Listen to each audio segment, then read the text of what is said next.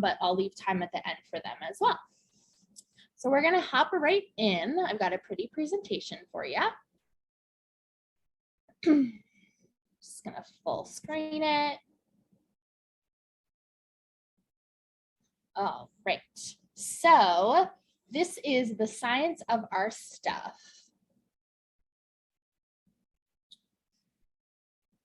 So have you ever wondered why it's so hard to get rid of your things?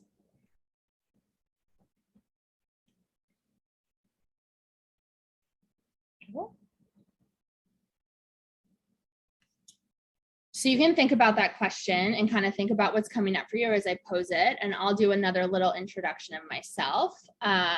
Z already went into a ton of it, but I've been working with clients to help organize their home and create space officially since 2016, but I like to say in reality, I've always been really organized and trying to find the most efficient way to do things. So that's why I created my business.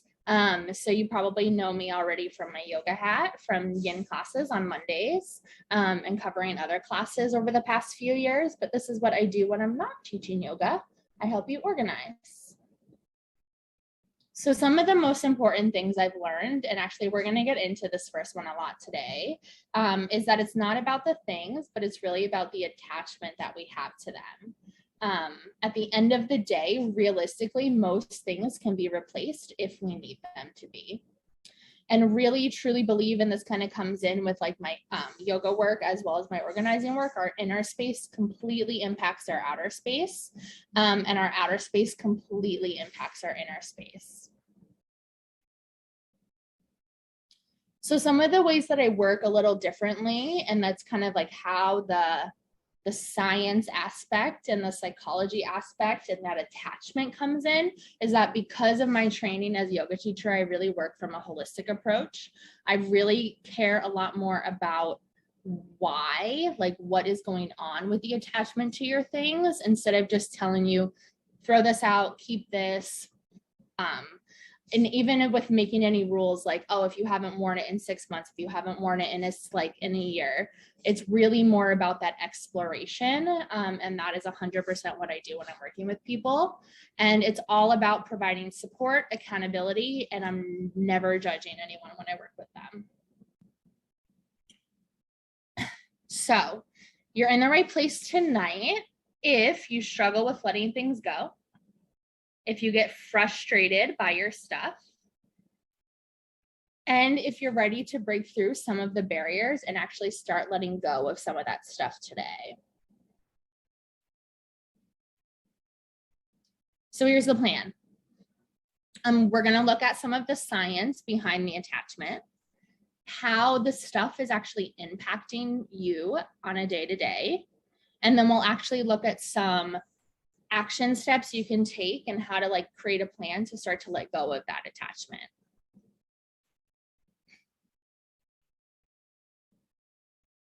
So drop it in the chat. What are you most excited to learn today? I'm just pulling up my chat. So if you see the screen move, that's just what I'm doing.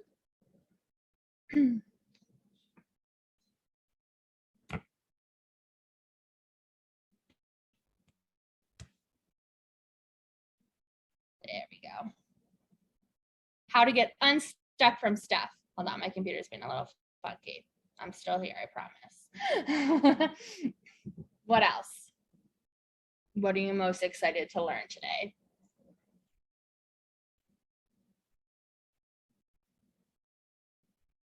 Nothing? How not to get bogged down. Yes. Different systems.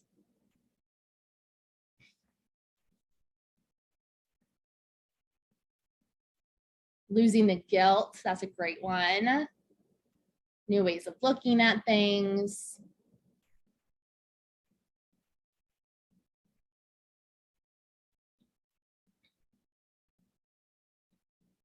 Let's get one more.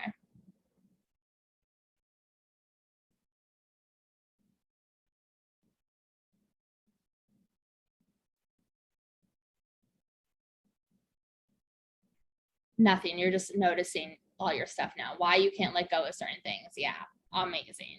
Okay, so we're gonna look at all of this. Oh, whoops. Okay, so we're gonna look at the science behind attachment to start. So this is a picture of me. These are my parents. There's a reason why I'm showing you this picture. I'm not just showing you how adorable I was as a child. But I'm showing this picture to you in particular because of this item right here. This is my baby blankie. And I remember once when I was little, I had a huge attachment to this blanket. Like I thought it was magic. I thought that it could cure my headaches. I didn't go anywhere without it. It came with me all over the house. It came with me on all my vacations. It came with me everywhere. And I probably slept with it nightly until I went off to college. I know exactly where it is still. I don't have it in my home now, but it's at my parents' house in a bin. When I was younger, we were on vacation and I lost it. And we were at a hotel and I had them tear apart the entire hotel to try to find it. I stood in the lobby crying and screaming. My dad still brings it up today. He's like, you were so dramatic about that darn blankie. And it was in the car. It was just under some bags and boxes. Now, the reason why I tell this story is because a lot of this attachment, it starts when we're children. It is really common to have a comfort object. You can also think of it as a transitional object. And it's actually studied in childhood development because you go from kind of complete dependence into a stage of kind of relative independence as you start to learn things as you're growing up. And it's proven that these items, so you might call, if you had a blanket, you might call it a security blanket. It actually gives security to the child. So it can help them adapt to new situations. It can aid in their learning. And there's nothing abnormal for a child to actually be attached to an item. So we're kind of grown up in this space where it's not like encouraged, but it's not discouraged, right? Like if you have a teddy bear or if you have a toy or something, you get attached to it. It kind of just comes with you everywhere through all the transitions, whatever going on in your life. And it's just a part of you. And it's not necessarily about replacing the item. Like if I had actually lost that blanket and my parents tried to replace it with one that kind of looked the same but wasn't, it wouldn't have done the same thing, right? Like I would have still had an issue with it and I still would have been grieving that lost item. So we actually carry some of this comfort, these objects, into our adulthood. So before I talk about how it comes into adulthood, did you have a comfort item as a child? Can you remember something? And you can drop it in the chat. I'd love to hear. Teddy bear. If you see me looking over here, it's just because my chat is on the screen. So I'm not looking away from you.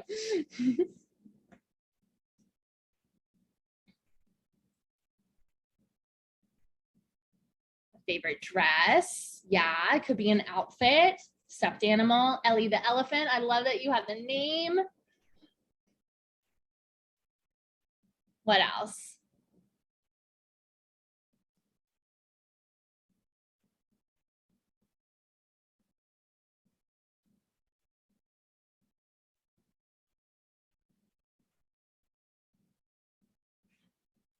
Anything else coming up for anyone else?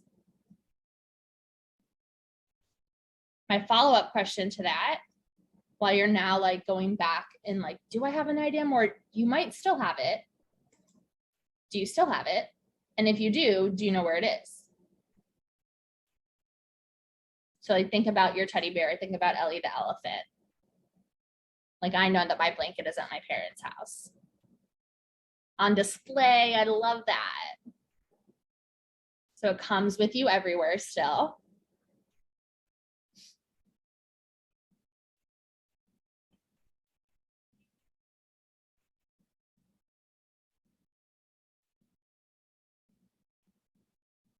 A few favorite books and you don't have them. Oh, you lost them in a fire. Yeah. Ellie was completely worn out. Yup. My friend from college had like a teddy bear. She still has it. And when it gets worn out, I think her mom had made her the teddy bear when she was a baby. But her mom will still like restuff it and sew it back together even as we're in our 30s. Yeah, they get so much love when they're worn out and they're used, or if they're still in a condition that you can still carry it around with you, it's still on display. Or you fix it up if it's able to be fixed up. So we carry like those initial feelings of transitional objects, of comfort objects into our adulthood. So as adults, we might also use them. And adults say, like they say this about themselves in a study, that their comfort object is essential to their mental and emotional well-being. So this could have been the item that they had as a child, like a blanket, but it could also be something else, right? It could be something that represents their family, their home, their culture, if they moved away, if they immigrated. It can be photographs, memorabilia, records. It might be artwork, like from family artwork, not necessarily like really valuable artwork. And it's a comfort object because it's significant to the person. And then as an adult, you might look towards these items for emotional support during any transitional period. So when you're moving or you're experiencing a trauma or a loss.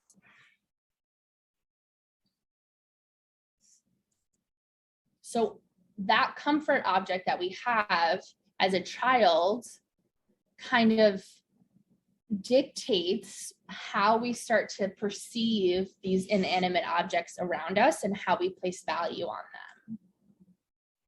So as an adult, I'm curious, do you have any comfort objects?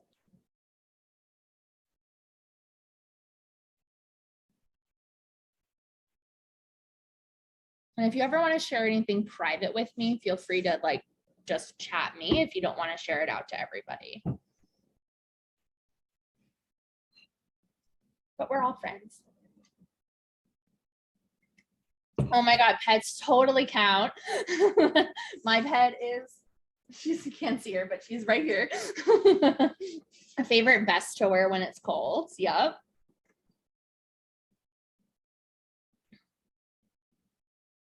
I think pets totally count. Like there's a reason why people get emotional support animals. Rosary beads. You're like, yay, I have one.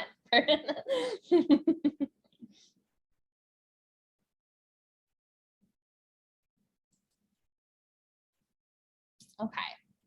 So you can keep sharing about your comfort items because I want to hear about it as a kid or an adult. But I worked with a client, Sally, and this is just an example of kind of what it was like for her to go through that letting go experience, right? So her comfort object, her thing was really craft supplies. So when I started working with her, she was like showing me around and she's like, and these are my craft supplies, you cannot touch them. Like, we will not go here. Like, this is mine. But it was something she eventually wanted to organize. She was just being clear that like, this is her precious, like this is so important to her. And she's really attached to these items and she needs to get a little further into like a level of trust in order to let someone let her start to let go of some of it, even though she kind of knew that a lot of it she wasn't using. She either was like moving away from that, doing that kind of craft or whatever it might have been. And she didn't want someone to come in and be like, that is all scraps. You don't need that anymore, throw it away. So we did eventually organize it, but it was because we saved it towards the end. And we're going to talk about this. So I'm already just planting seeds about what we're going to look at in that final section. we were able to like make progress in other areas of our home that were a little bit easier before we got to that part that was going to take a little bit longer and take a little bit more of kind of emotion of exertion to actually go through the items. And this is just one example of things. Before we move into this section, any questions coming up? Any thoughts? Anything that anybody would like to share? It's not required either. I'm just like pausing for a moment, kind of letting you absorb. And everything I share is for a reason. So if you've been to my yoga class, you know I do everything for a reason.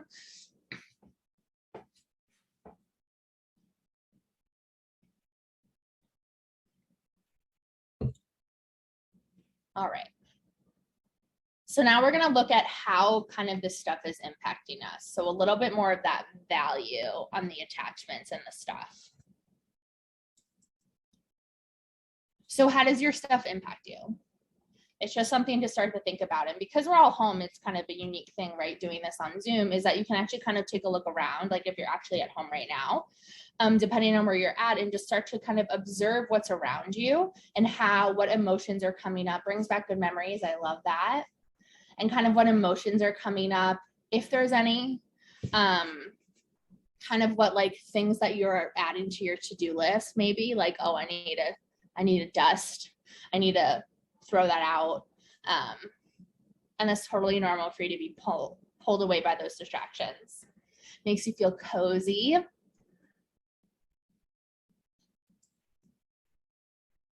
So these are just some really interesting, overwhelms you. Yeah. So we got both sides of the window there, right? Of the line, making it feel cozy, but then that overwhelming. So one of the things I really like to do when I'm working with people and when I'm giving presentations like this is to normalize a lot of what you're feeling. So that's why I'm sharing these next two slides with you. These are just like facts, and this is all Americans. This is numbers in the US. So the average amount of items that we have in our home, and we're like a house and like not an apartment, is 300,000. American women today own 4 times more items than her grandmother did. 84% of Americans are worried about the clutter in their homes.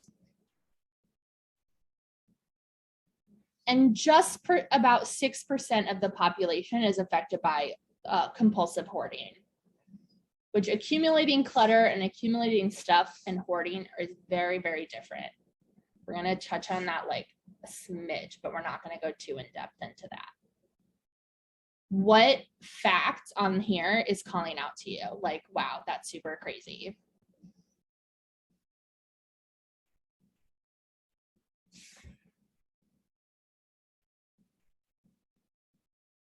Amount of items in the home, yep.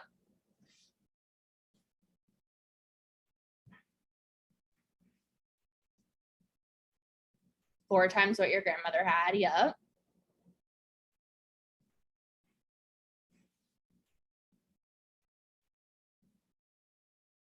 I'm going to show you one more with some of these fun facts. We spend 2.5 days a year looking for misplaced items. We spend 4.5 hours a week looking for digital items. And out of those 300,000 items that we have in our home, about 80% of it we never use. I am personally always blown by these numbers. And these are pretty recent numbers, probably within the last 5 years or so. But when you start to kind of look at those broader numbers, one, it again reminds you that you're not alone. So when you can't find something, when you have stuff in your home that you don't use, when you feel overwhelmed by your clutter, like you are one of the majority. But it's really interesting to kind of look at how our stuff is actually impacting us.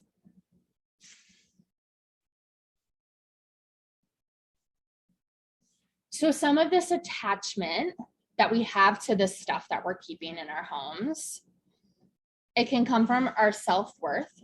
I'll go in depth into all of these. It can also come from the emotional value that we attach to an object that is much more than the purpose that it is meant to serve. And it could be an indication of the presence of a hoarding disorder. That is the only line I'm going to share for that third bullet here. Hoarding disorder is a psychological condition. I could spend a whole 2 hours plus on that, but I don't want you to ever go to the assumption that this is exactly what it is. I think it's really easy for a lot of people to use the word, oh, I'm a hoarder, just like by having a lot of stuff. So I want us to focus more on this kind of self-worth attachment and then this emotional value that we place on those objects. These are the two that we're going to focus on, but I do want to share this because I do think it's important to kind of make you aware of it, right?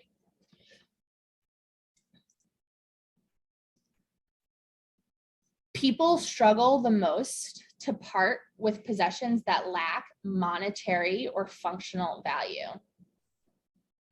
Yeah, I love that point. Someone just shared, I come from a family that emphasized the importance of keeping family items in the family. We're going to talk about that in the self-worth. Yeah, that's really interesting. So a lot of the stuff that you're having a hard time getting rid of probably doesn't really have any monetary or functional value. So take a look around, think about for a moment, what is something that you can think of, like off the top of your head in your home that you have a hard time letting go of. It's okay if you can't think of anything, but I'm curious. Makeup. Used makeup, like you've used it.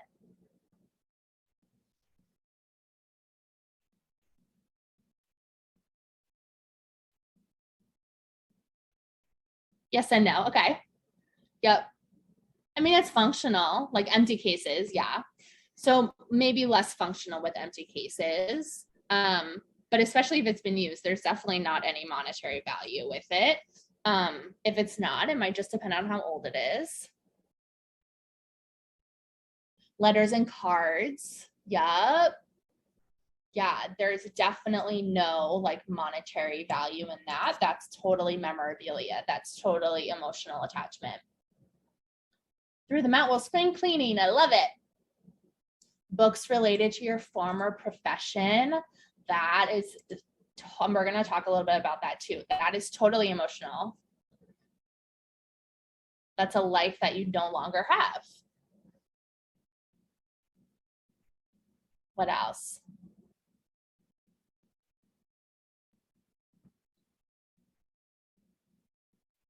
Makeup, cards,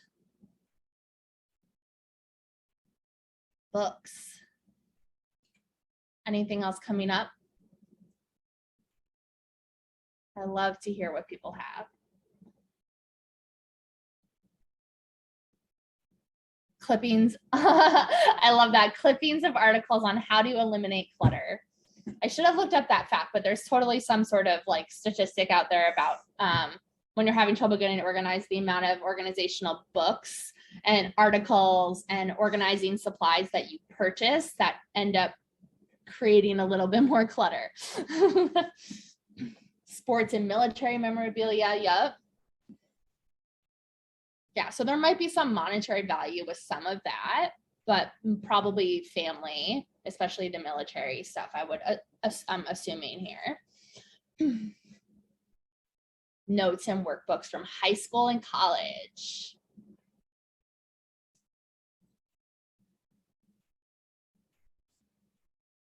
I love all of these. So we talked about this already. So we talked a little bit about photos, some memorabilia, things that are gifted to you or like left to you. So things that are in the family, stay in the family, the stuff that you inherit.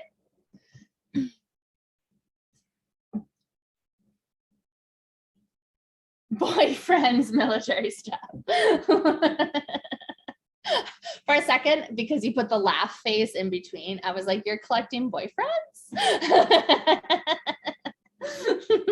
don't know if that's clutter per se, but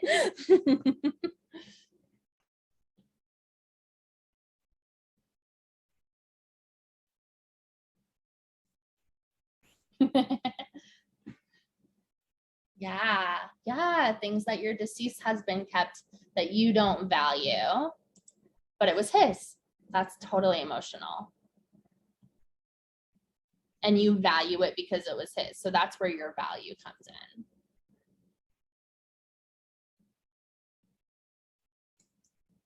So when I was working with this person, she was moving across the country. All of these names are fake, by the way. The people are not, but the names are. She was moving across the country with her family, and we were just clearing out the whole house to downsize and declutter because they hadn't purchased a home yet on the other side of the country. They didn't really know exactly where they were going to live in relationship to the job. And the thing that brought up the biggest emotion was a photograph of a friend that passed that she didn't expect to come across. It was in kind of, I think it was in a stack of papers, just stuff that had kind of ended up in boxes somewhere. And we were going through it. It was in a cabinet. And the question always comes, right? Because we just think that we have to let go of everything. And this is great. Mary just said, I feel guilty getting rid of things gifted to you. We think that we have to get rid of everything, or we think that we have to keep everything. And there's really no like 100% right answer, right? So in this case, she kept the photograph because it was a memory, an important memory for her. And we're going to go into that in a second about the letting go part and what that value is coming up. Whoa, sorry, that was totally me. Okay, hold on. Technology, super fun. I think I just clicked the thing. Okay, so our stuff is often connected to our sense of self-worth. So what does that really mean? Depending on you, like it's totally individual, you might measure your self-worth in a different area than the next person. So whatever objects you tend to cling to the most could be the ones that are fueling your self-worth. So like if you really value success, things like awards, trophies, plaques, certificates, all of that stuff, that will likely be harder to part with. If you value relationships, you value what other people give you, and getting rid of them almost feels like you're throwing away or you don't care about that relationship because you didn't keep what the person gave you. Same with things that like you're inherited too. I think that happens for everybody, regardless of like what your highest value is. But if someone was gifted it to you or they left it to you, then you getting rid of it to you almost feels like you don't care about them or you didn't care about them.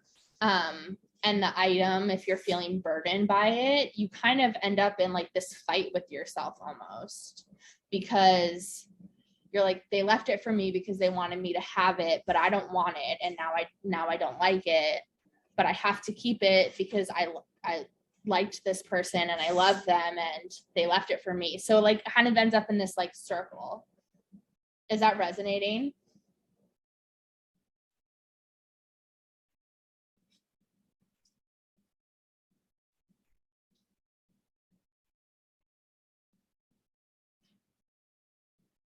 Like, maybe education is really valuable to you. So I'm looking at what you guys had all said before. So that's why you're keeping notes and workbooks from high school and college. Decluttering is important to you. So that's why you keep that stuff, because you're trying to like figure out how to do it successfully and be good at it. books related to your former job. Maybe you really loved that job. Maybe you left it to like do something else, do something different, just to like a change of pace, but you still valued that time that you spent doing that. There's a value on those items that you're having a hard time letting go of. Is this resonating with you all? What's coming up?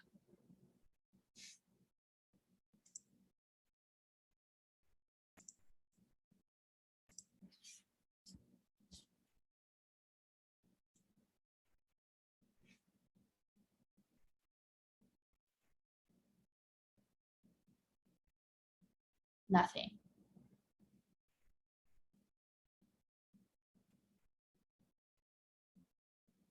You're just really thinking about this now. Thinking about the stuff that you can't get rid of. Things from someone who's deceased, was theirs.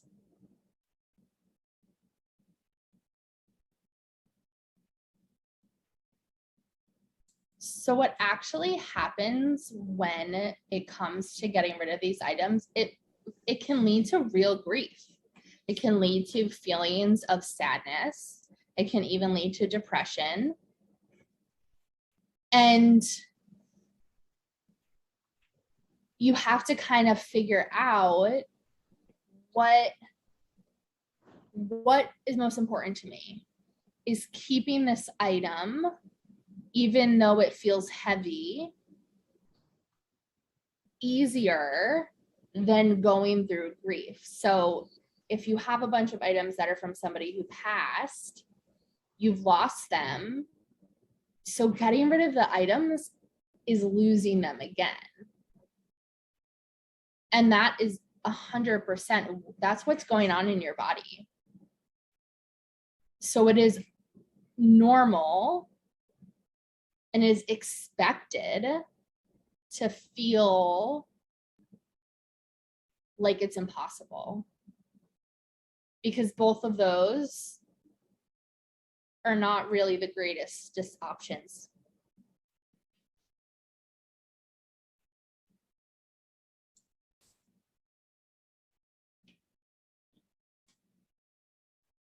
So this particular client, this is a lighter one. So he had bins, like there was like 6 or 7 bins of paper he sat on boards after retirement. And he recently resigned from them, but he still had all these bins of paper. So he valued his roles. He valued the work that he did. He valued the time. He had a hard time letting it go, but it just wasn't a priority for him any longer. He needed to focus on his family. So when he resigned from these roles, he still had all the bins of paper. And it took him a while to actually kind of start to go through them and let go, because he kept wanting to provide the value to the organizations. But he also wanted to move on and find something different and more important to like kind of move up onto that priority list. So it's all about like what that priority is. So eventually they can let go, but it might take time sometimes, right? Like it might take a few weeks, it might take a few months, it might take a few years. But there's an emotion, there's a process, there's a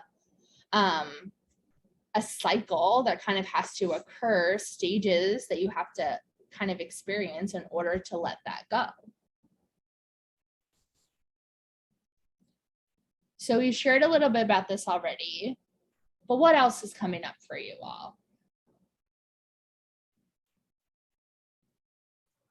Actually, Shannon, the last client with all the paper kind of reminds me of a problem that I have, because I have boxes of torn out recipes from everywhere, because that's how I kind of like show my 2 boys and my husband, well, and my family members that I don't get to see that often anymore, you know, how I care. I make their favorite things. And I have two binders going that are supposed to be one binder for Zach and one binder for Colin of all like the favorite family recipes, and I still haven't finished them. And then every like Christmas or birthday or whatever, I'm frantically going through boxes trying to find the special cookie recipe or the special cake recipe. Right. I mean, when my son went to the Navy and he came home for his first visit and I thought I couldn't find his special cake recipe, I like went out of my mind. So like the paper thing. And the thing is, I know the only way to really get it sorted out is to spread it all out all over the dining room table and get it really organized, but I never have the space or the time free to delve into it and then not get interrupted. And then, so the paper is my problem. Yes. I'm going to talk a little bit about like strategy. But that's the same thing. So your value is in sharing like that with your family. So that way, when you can't find the thing, you get stressed about it and you get anxious about it, because you want to be able to make them their special thing, when they come home. That made me think of like my mom always makes me spaghetti and meatballs like on holidays and like my birthday every year.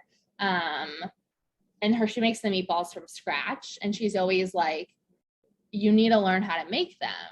And I'm like, no, you're going to make them for me. But realistically, I should learn how to make them. But like, I have value in her making them for me that like, I don't want to do it myself, even though I know eventually I do need to learn. But it's the same thing. It's like, that's like a line that I have, that is really important to me. That's my value.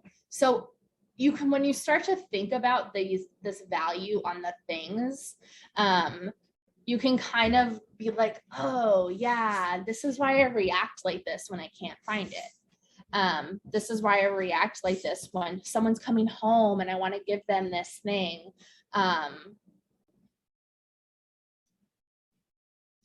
that's why things get overwhelming, because you also know that because if it's like family recipes, there's probably emotions and memories that are going to come up as you're going through it. That's always going to come up. What else? Anything else coming up for folks?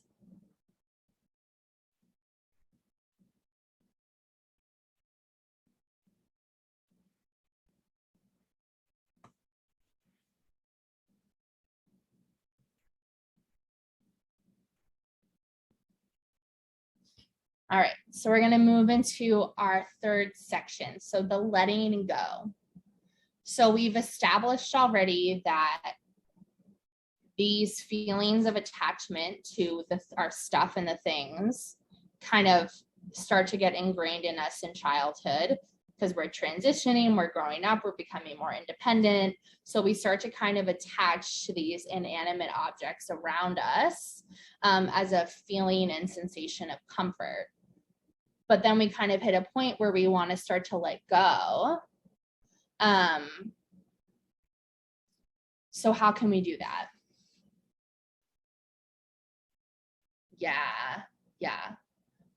So often so much that you don't have the time to go through things to figure out what you really want to keep versus what you don't want to keep. Yeah.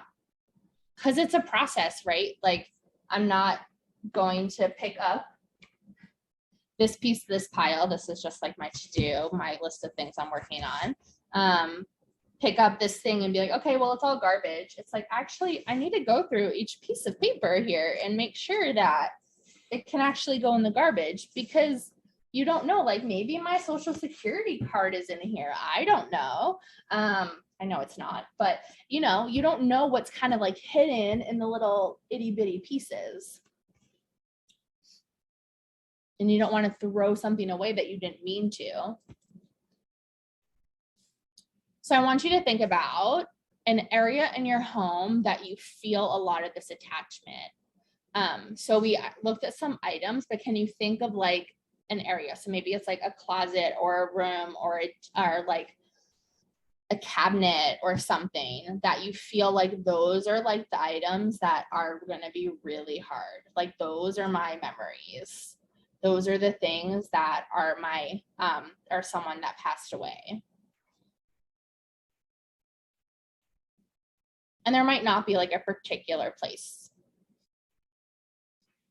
It might just be like the items, and you kind of have a general idea of where they're at. So you can share or not.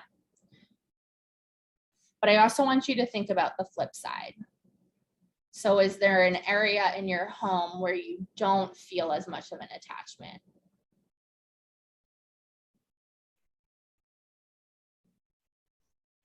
So again, it could be like, I want to say genre, but that's not right. The right word, like an area, like your clothes or books or something, or paper.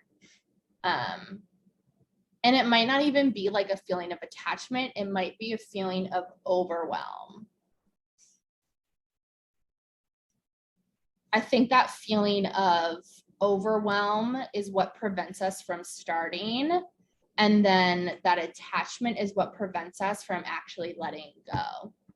Don't feel attached to the tools, paint screws in the basement, just overwhelmed about how to get rid of it. Yeah. Yup.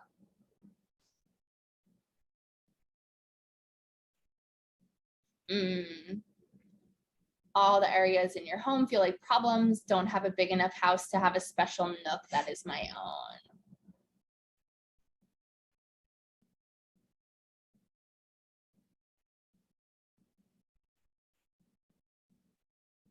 What else?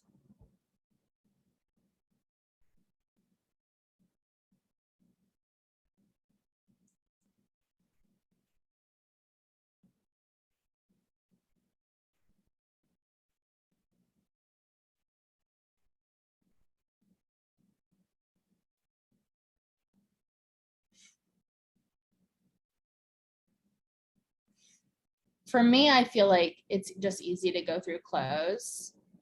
And when I say clothes, like as a yoga teacher, I have like yoga clothes and then regular clothes, and I don't really wear the regular clothes all that often. I am right now. But I feel like that's easier for me because I know that I don't use as much with it. The yoga clothes would be like a little bit harder just because I wear that majority. Catch-all drawers, yep.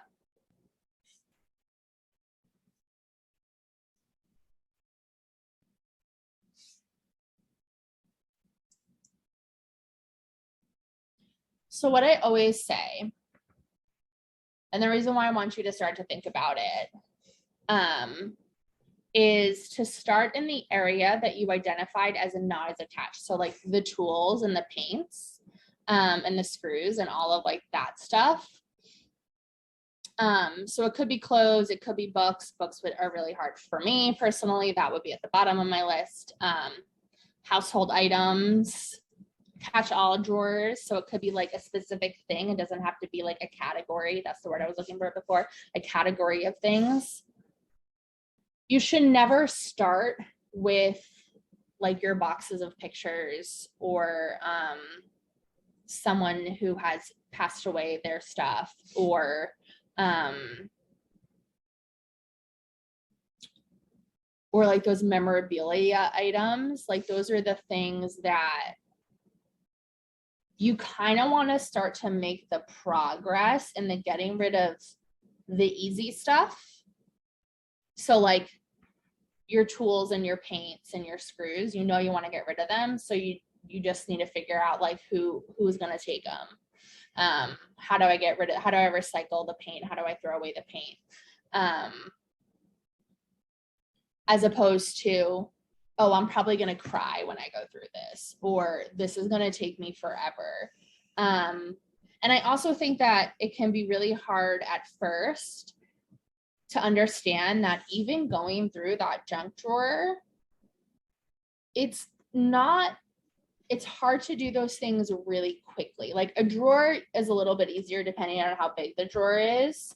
But you can section things, right? Section off the drawer, section off the closet, section off the room, and like focus on one corner, one area at a time. and then work only in that spot. A pro tip is to have a box. Well, you should have multiple boxes. You should have a trash bag. You should have a donate box. And then you should have a "this doesn't belong here" box, because I feel like everyone can relate to this. Let's say you're cleaning out the living room and then you find a fork. So you bring your fork, because you eat in your living room. Sometimes you bring a fork into the kitchen, and then you notice your junk drawer is all really messy. So you start organizing that, and then you find something that belongs in the bathroom. So then you go to the bathroom and realize that that's also a mess, and you start organizing the bathroom. And then you find I could go all day, and you find something that belongs in another room. What? Yes. You're like, oh my God, I've got this picture painted. I got half. Now I'm just like, my house is like half done. Don't leave where you are. Don't do it. It's so easy to be like, oh, I'll just do this. Just have like a bag or a box that's like this isn't my home. And I'll deal with this later, because you will 100% get distracted. Even if you don't think you're the kind of person that gets distracted, you will 100% get distracted. So stay in one spot and start with that easy. Once you started to kind of get that momentum and tackle those areas that feel a little bit easier, like you're not as attached to the items, maybe they're just like Post-its and pens, like you're like, all right, I got this. I cleaned my whole office. Now I can move on to the next thing. This is the stuff that's harder. So taking it slow is really important. Give yourself a time limit. So when it comes to going through the things that you're having that deeper attachment to, it gets really overwhelming really quickly. And even just organizing something that you're not attached to also can get really overwhelming really quickly. When I work side by side with a client, we don't ever work more than 3 hours. And you're like, 3 hours, oh my God, that's so much. But 1 hour is like, you're just kind of getting the momentum going. 2 hours, you're like in it. And by that, like 2.5, 3 hours, you're exhausted. It's easier to like kind of give yourself a couple of hours to do it than say like, I'm going to spend the whole week or the whole weekend doing it. So always give yourself a time limit. And if you're going through photos, if you're going through things that you know are harder to go through, then make the time limit a little shorter. So like maybe you give yourself a half an hour, and if you're doing really good in that half hour and that timer goes off, and you're like, I can keep going, give it another like 15 minutes, maybe another half hour. But I wouldn't go too long either, because you're going to start to kind of feel that in your body. You could set deadlines for yourself just so you can kind of see the end. There might be deadlines that are not set by you, like maybe you're planning on moving, and you're downsizing, or someone's moving in or someone's moving out. A deadline can just kind of help you plan, and not feel like it's this constant thing that's never going to stop to go through it. Asking for help is always crucial. Having like kind of a bird's eye view, a third party that doesn't have the attachment, can be really helpful, just to kind of let you sit in the emotions and whatever's coming up, and also ask you the right questions. It's a lot of what I do when I work with my clients, is because I'm not attached to what we're going through, I listen, I let them tell me their stories. And usually after the story is done, they're like, okay, I'm good. We can let go of this. Sometimes it's like, oh, you know what? I'm going to hang on to this for a little while longer. And whatever they decide is what they decide. Like, that's what's coming up. And And it's really important to, as you're going through things that are coming up with a lot of emotions, to let yourself sit with them and to connect with them. Because if you're starting to push them away and either just throw everything out or keep everything, it's going to be that much harder. So when you sit down to go through it, be in that space to know that you want to sit with whatever's coming up for you, feel it, experiencing it, and then give yourself permission to either let it go or to keep it. So that Marie Kondo, she says, if it doesn't spark joy, like what you think it for its service or something, and then you get rid of it, not in those exact words, but like you thank the item for providing it, whatever it provided to you, and then you let it go.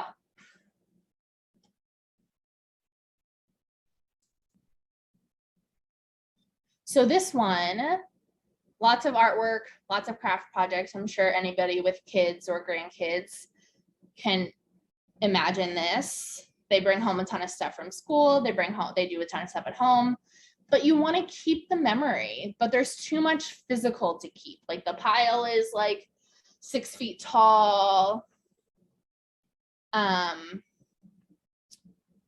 And the solution is to like take a picture of it. So instead of keeping all of the things, you take photographs. So instead of ending up with a room of things, this isn't the only option, right? This is just one of many ways that you can kind of appreciate the things that you have and remember the things that you have while also letting it go, is to create almost scrapbooks. Little memorabilia, tell the story. There's another organizer that she will like write people's stories and like take pictures of the things that are really important to them, and like put it all in like a bound book. And it's kind of the same idea, right? It's like you put the picture of the item. If there's a story behind it, write the story, and then let go of the item, but you still have the photo and the story. Because the picture of something can actually trigger the same memory as the physical item itself. So often the reason why we're having trouble letting go of things is the item helps you remember. How many times have you gone through something, gone through a box, gone through a closet, and you found something and you're like, oh my God, this one time, like I remember this, like I remember what this is, but you didn't remember it until you picked up the item.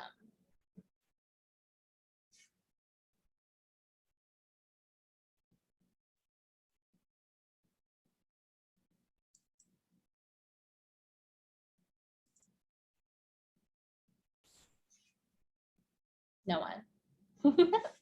We're getting tired. I know it's dark outside now. Well, not a cake. And that goes back to my obsessive recipe hoarding problem. So I just had to let my dog out. So I missed the beginning of that. But yeah, the picture of the cake is not going to trigger the same memory as me making. Totally not. Like that is totally. Oh my gosh, no, but that's a great point. But like the recipe itself is really important. Yeah.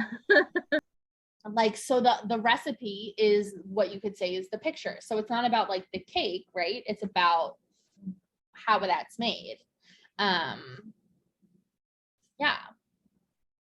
What else? But I mean, taking pictures of things like kids' artwork is a great idea because, I mean, I might have missed this, but, you know, sometimes like kids' artwork, you know, it's not always on like the greatest quality stuff. Sometimes it degrades, it gets crumbly, the glue dries up. So, you know, taking a picture of something that our kids made for us is in a better way to preserve it than, you know, Yeah. Sometimes it's like really big. And then it like nothing fits in the same size box. Yeah.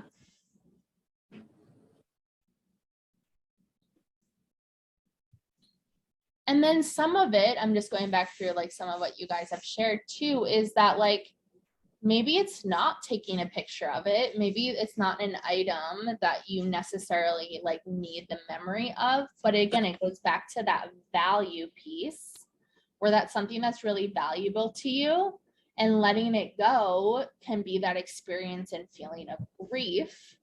So it's about kind of deciding, and it might be kind of like just keep giving it a home, like either a box or a bin, whatever it might be. And then going through it again, like in a few years, like next time you move or whatever it might be. Like cards, someone mentioned they had like a ton of cards. Like that's a great thing to like to scan or to have photos of and put in like a book or a binder even. You know what's funny? Hi, it's Deb. Sorry to interrupt. Yeah, no, you're totally good. Yeah, sorry to interrupt you, but with the cards, like I've saved every letter that my grandfather and my grandmother ever wrote to me or gave to me. And I don't want the paper gone because they touched it. Like I can't even throw out gift wrap that my mother used because she touched it. Yeah. So that could be something where like maybe you keep the paper, but you like put all of that stuff in like a binder, but just in that photo paper, you know, so it's protected and it can be it's like archival quality, you know, so that the paper isn't getting damaged, but you're still keeping the item.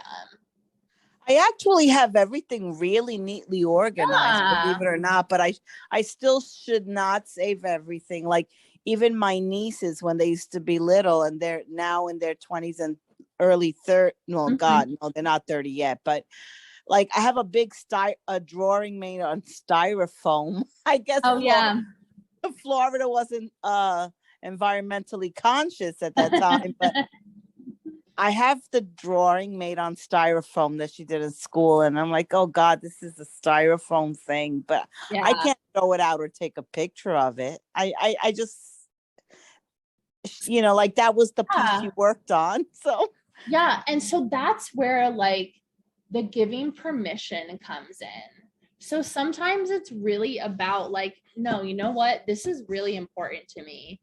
I am going to keep it neat. I'm going to keep it safe. And I have a place for it to live in my home, and I'm going to keep it there.